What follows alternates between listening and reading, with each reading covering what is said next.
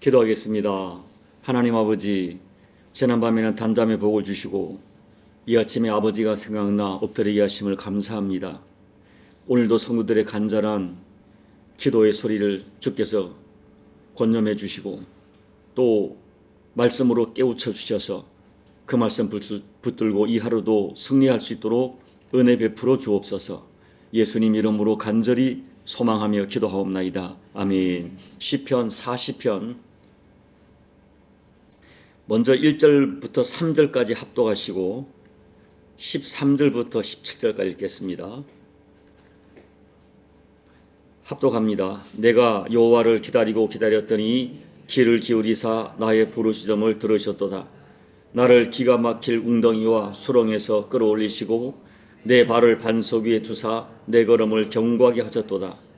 새 노래 곧 우리 하나님께 올릴 찬송을 내 입에 두셨으니 많은 사람이 보고 두려워하여 여호와를 의지하리로다. 13절입니다. 여호와여 은총을 베푸사 나를 구원하소서. 여호와의 속히 나를 도우소서. 내 생명을 찾아 멸하려 하는 자는 다 수치와 낭패를 당하게 하시며 나의 해를 기뻐하는 자는 다 물러가 욕을 당하게 하소서. 나를 향하여 하하하하 하며 조소하는 자들이 자기 수치로 말미암아 놀라게 하소서. 주를 찾는 자는 다 주 안에서 즐거워하고 기뻐하게 하시며 주의 구원을 사랑하는 자는 항상 말하기를 여호와는 위대하시다 하게 하소서. 나는 가난하고 궁핍하오나 주께서는 나를 생각하시오니 주는 나의 도움이시오 나를 건지시는 이시라. 나의 하나님이여 지체하지 마소서. 아멘. 우리가 인생을 살다 보면 매우 어려운 상황에 빠질 때가 있습니다. 그 어려운 상황, 너무 어렵고 어려운 상황에 부딪힐 때 우리는 기가 막히다라고 표현합니다. 시편 40편은 다윗의 시인데 2절 보면 기가 막힌 웅덩이와 수렁이 등장합니다. 여기서 기가 막힌 웅덩이와 수렁은 너무나 어려운 상황, 극한의 상황, 절망적 상황을 의미합니다.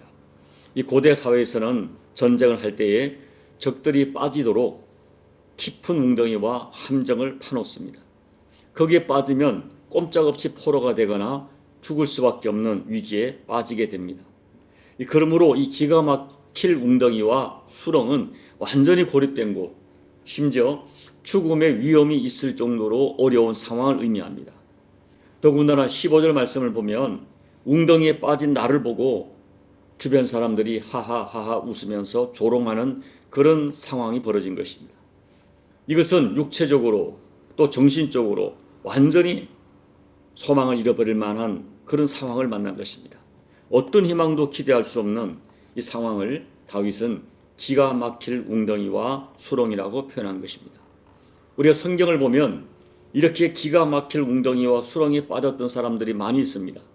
우리가 잘 아는 요셉은 형들이 그를 구덩이에 집어넣습니다. 욥은 깊은 절망의 웅덩이에 빠졌습니다. 엘리야도 깊은 절망에 빠져 나를 죽여달라고 하나님께 호소합니다. 바울은 힘에 겹도록 심한 고난을 당하여 살 소망까지 끊어졌다 하는 상황을 당했다고 고백합니다. 그리고 오늘 시편 40편에서 다윗이 자기가 그와 같이 기가 막힌 웅덩이와 수렁에 빠졌다고, 그리고 주변 사람들이 자기를 바라보는 비웃고 조롱하는 상황에 빠졌다고 고백하고 있는 것입니다. 여러분, 오늘 우리가 사는 세상에도 이런 웅덩이와 수렁이 도처에 깔려 있습니다. 웅덩이와 수렁의 특징은 힘을 쓰면 쓸수록 더 깊이 빠진다는 것이죠. 한마디로 말하면 내가 통제할 수 없는 상황입니다. 나의 힘으로 컨트롤이 되지 않습니다. 그리고 주변을 돌아보아도 나를 도울 사람이 전혀 없는 그런 상황을 말합니다. 저는 여러분들이 이런 상황을 만나지 않기를 기도합니다. 그런데 이런 상황이 때로는 우리에게 다가온다는 것이죠. 그리고 내가 어려움 당할 때, 수렁에 빠졌을 때 더 가슴이 아픈 것은 내 주변 사람들이 저가 일어나는 거 보자, 저 수렁에서 일어서는지 걸어 나오는지 보자고 조롱원인 눈으로 바라보는 경우가 있습니다. 이런 일들이 우리 인생 가운데는 수없이 끊임없이 다가오는 것입니다. 그런데 오늘 이 기가 막힌 상황을 만난 다윗이 어떤 태도를 보입니까? 1절을 보면 내가 여호와를 기다리고 기다렸더니라고 고백합니다. 여기 기다리고 기다렸다라고 반복한 언어를 쓰는 것은 단순한 기다림, 인내를 말하는 것이 아닙니다. 너무 간절한 마음으로, 정말 간절한 마음으로 하나님을 기다리는 것을 강조해서 표현한 것이죠. 응답이 올 때까지 오직 그분만을 절대 의지하여 붙드는 기다림을 오늘 기다리고 기다렸다고 의미합니다. 여러분, 우리 인생에서 정말 힘든 것이 기다리는 것입니다. 아무 징조도 없고 아무 어떤 응답의 조짐이 없는데 계속 기다리는 것, 이것이 정말 힘듭니다. 더군다나 기가 막힐 웅덩이와 수렁의 상황에서 누군가의 도움을 기다린다는 것 쉽지 않아요. 수렁은 점점 깊이 빠져가는데 더 이상 버텨낼 수 없는 상황으로 몰아갑니다. 그때 기다리는 것이 신앙입니다. 믿음이 좋다는 것은 오래 기다릴 줄 안다는 것입니다. 여러분, 하나님을 진짜 믿지 않으면 기다릴 수 없습니다. 그 사람은 기다리다가 기다림을 포기해버리면 그때부터 자기의 힘으로 문제를 해결하려고 시도하죠. 우리가 성경을 보면 아브라함의 믿음이 히브리서에는 아주 대단한 믿음으로 이야기하고 있지만 사실 중간에 아브라함이 기다림을 포기했어요. 하나님께서 자녀를 주신다고 약속했지만 그래도 믿음으로 나름대로 좀 기다렸지만 몸이 점점 늙어가고 소망이 사라질 때, 더 이상 아무 일도 일어나지 않을 때 마음이 초조해지자 그만 인간적인 방법으로 자식을 낳았습니다. 자기의 아내의 몸종인 하가를 통하여 자식을 낳아서 그 결과 천추의 한을 남기고 있죠. 지금 시대까지 그 영향을 주고 있는 것입니다. 여러분, 잊지 마십시오. 무엇인가를 기다리는 것은 하나님을 정말 신뢰하는 거예요. 나를 사랑하사 나를 위하여 독생자 예수님을 주신 하나님의 신실하심을 끝까지 믿고 기다리는 것입니다. 심지어 믿고 기다리다가 이 상태에서 망한다 하더라도 후회 없이 하나님을 기다리는 것이죠. 하나님께서 우리가 얼마나 하나님을 믿어드리는가, 어쩌면 하나님께서 우리 믿음을 점검하실 수도 있어요. 요셉은 형들에 의해 깊은 웅덩이와 수렁에 빠졌습니다. 그것으로 끝난 것이 아니라 다시 보디발의 아내의 모함으로 깊은 감옥에 들어갔습니다. 그 감옥이 깊은 웅덩이와 수렁이었어요. 그리고 감옥 안에서 요셉은 사람들에게 잊혀져 갔습니다. 누가 보더라도 모든 것이 끝났습니다. 그런데 감옥에서 침묵하시는 것 같았던 주님께서 하나님의 때가 되자 드디어 구원의 손을 내미시고 그를 건져주셨어요. 여러분, 우리도 모함을 받고 무시당하고 거절당한 적이 있을 수 있습니다. 때로는 끊지 못하는 죄의 수렁에 빠질 때가 있어요. 어떤 분은 각종 중독에 빠져서 헤어나가지 못합니다. 또 여러 가지 실패 속에 파묻혀 빠져나오지 못하고 허우적거리는 우리를 하나님이 건져서 구원에 이르게 하십니다. 그리고 결론적으로 다윗은 오늘 3절 말씀, 내 입술에 새 노래 곧 하나님께 올릴 찬송을 내 입에 두어서 찬양하게 했다고 간증합니다. 기가 막힌 웅덩이에서 건져냄을 받은 사람들은 자기를 구원하신 하나님을 뜨겁게 간증합니다. 그리고 새 노래를 부릅니다. 그 모습을 보고 많은 사람들이 두려워하고 여호와를 의지하리로다라고 3절에 기록되어 있어요. 우리가 나를 구원하신 하나님을 간증할 때 주변 사람들이 야, 하나님이 살아계시는구나, 너희 하나님은 정말 살아계시는구나 라고 거룩한 두려움을 가지고 하나님께 얼굴을 들게 될 것을 간증합니다. 저는 여러분들에게 그런 간증이 있기를 소망합니다. 어떤 어려움과 고난에 빠졌지만 하나님을 의지했더니 나를 구원하신 하나님을 주변에 간증할 때 그 간증을 듣고 많은 사람들이 하나님께 얼굴을 드는 일이 있기를 소망합니다. 이제 말씀을 정리합니다. 여러분, 지금 웅덩이와 수렁에 빠져 있는 분이 계십니까? 내 힘으로 어떤 문제를 해결하려고 힘써봤지만 오히려 더 깊이 또 더 끝없는 그런 소망 없는 그런 상황을 만날 수가 있다면 용기를 내서 더 잠잠히 하나님을 바라보고 기다려 보십시오. 저는 에레미야 애가 3장 말씀을 참 좋아합니다. 오늘 한번 읽어보겠습니다. 에레미야 애가 3장 25절 26절 같이 읽어볼까요? 기다리는 자들에게나 구하는 영혼들에게 여호와는 선하시도다. 사람이 여호와의 구원을 바라고 잠잠히 기다림이 좋도다. 여러분, 그 앞절 19절부터 보면 에레미야는 깊은 운동에 빠졌어요. 거기에는 쑥과 담죽으로 표현된 고통이 있었습니다. 그런데 그가 기다리는 것은 하나님의 무궁하신, 진멸되지 않는 긍휼하심을 믿기 때문에 하나님의 긍휼을 믿고 기다리고 기다립니다. 그리고 하나님을 바라보며 기다리는 사람에게 반드시 선을 베푸신다고 믿습니다. 그런 믿음을 가지고 하나님을 바라고 기다림이 좋다고 했어요. 그런데 이어지는 말씀이 저에게 더욱 힘을 주는 말씀이에요. 자, 에레미야 애가 3장 32절 33절. 자, 읽어볼까요? 그가 비록 근심하게 하시나 그의 풍부한 인자하심에 따라 긍휼히 여기실 것임이라. 주께서 인생으로 고생하게 하시며 근심하게 하심이 본심이 아니시로다. 아멘. 여러분, 우리도 우리 자녀가 고난 당하고 어려움 당하는 것을 견디지 못합니다. 어떤 부모가 자식이 고생하는 것이 부모의 마음이겠습니까? 아닙니다. 우리 하나님도 우리 인생들이 고생하며 근심하는 것 하나님 본심이 아니에요. 심지어 그들이 자기 죄로 인하여 고난을 자초한다 할지라도 그 근심에 오래 두는 것 하나님 기뻐하지 않습니다. 그래서 반드시 잠깐 근심을 당하게 하시지만, 그 죄로 말마 어려움에 처하게 하시지만 하나님의 풍부한 인자심으로 긍휼히 여기실 것이다. 반드시 구원할 것이다. 그러므로 여러분, 우리가 붙드는 것은 하나님의 본심이에요. 우리가 어떤 이로든 근심한 상태에 빠질 수가 있습니다. 그러나 하나님의 본심은 그게 아니에요. 나를 잠깐 근심할 수 있지만 하나님 본심은 내가 근심하며 사는 것이, 고생하며 사는 것이 하나님의 본심이 아니다. 그래서 우리가 기도할 때 하나님의 본심을 붙들고 기도하고 기다리는 것입니다. 그렇게 하나님의 본심을 붙들고 기다리는 사람에게 하나님께서 반드시 풍부한 인자심으로 선을 베푸신다고 저는 믿습니다. 신실한 하나님을 믿고 기다리는 것, 그것이 진짜 믿음입니다.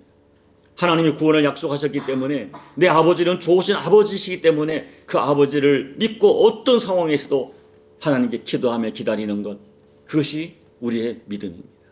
이런 믿음에 하나님께서 반드시 풍부한 인자와 긍휼을 베푸실 것을 믿습니다. 이런 믿음으로 기다리다가 마침내 다윗처럼 내가 여호와를 기다리고 기다렸더니 귀를 기울이사 나의 부르짖음을 들으셨도다라고 승리의 노래를 부르는 저와 여러분 되시기를 예수님 이름으로 축복합니다. 아멘. 우리 찬송가 539장을 찬양하겠습니다. 너 예수께 조용히 나가 내 모든 짐 내려놓고 주 십자가 사랑을 믿어 죄사함을 너 받으라. 주 예수께 조용히 나가 내 마음 쏟아놓으라. 늘 은밀히 보시는 주님, 그 은혜를 베푸시리. 주 예수의 은혜를 입어 내 슬픔이 없어지리.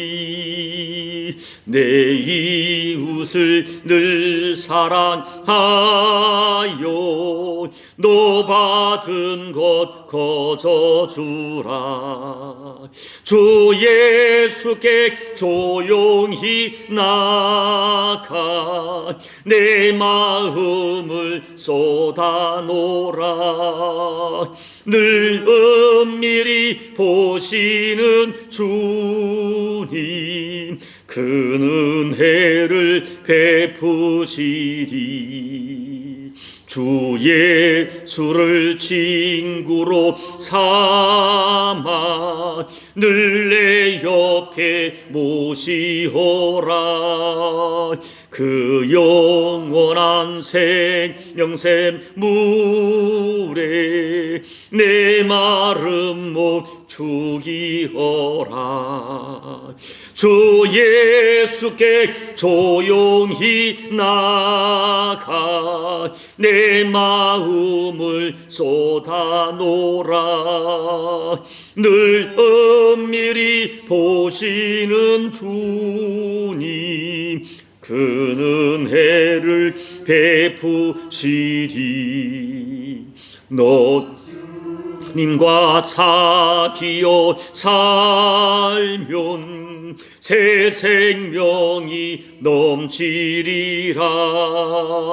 주 예수를 찾는 이 앞에 참 밝은 빛 비추어라. 주 예수께 조용히 나가 내 마음을 쏟아놓으라. 늘 엄밀히 보시는 주님 그 은혜를 베푸시리. 하나님 아버지, 하나님의 사랑, 하나님의 본심을 믿고 지금 아무 소리 들리지 않아도 아무 징조가 없어도 기다릴 수 있음이 참 믿음인 것을 믿습니다. 우리에게 그런 믿음을 주십시오. 하나님께서 나를 얼마나 사랑하시는지 그 사랑을 알기에, 하나님 살아계심을 알기에, 하나님 나의 고통, 아픔, 나의 기도의 소원을 다 듣고 계심을 믿기에 믿음으로 기다릴 수 있는 저희를 되게 도와주시고, 그 기다림이 마침내 우리의 놀라운 간증이 되고 새 노래를 올려드리는 은혜를 체험하는 하나님의 은총의 통로가 됨을 반드시 허락받도록 축복해 주시옵소서. 예수님 이름으로 간절히 소망하며 기도하옵나이다. 아멘. 기다림이 믿음입니다. 인내가 믿음입니다. 오늘 말씀을 기억하면서 이 시간 하나님 앞에 다윗처럼 앞서간 믿음의 열조들처럼 믿음으로 기다리며 기도하겠습니다. 하나님 의심하지 않겠습니다. 하나님의 선하심을 믿습니다. 오늘 말씀을 놓고 다시 믿음과 인내의 믿음, 기다림의 믿음을 이 새벽에 다시 한번 하나님 앞에 결단하며 기도하시기 바랍니다. 우리 교회가 하나님 앞에 기다림의 은총을 입도록 기도해 주시고, 조국 대한민국이 하나님의 기도하는 주의 백성의 기다림의 은총을 입도록 중보하며 기도해 주시고, 여러분 각자의 개인 기도로 예배를 마무리하시고 돌아가시기 바랍니다. 기도하겠습니다. 하나님 아버지, 하나님의 본심을 믿습니다. 하나님의 은혜를 믿습니다. 아버지 하나님의 살아계셔서 사랑하는 아버지의 사랑을 믿습니다.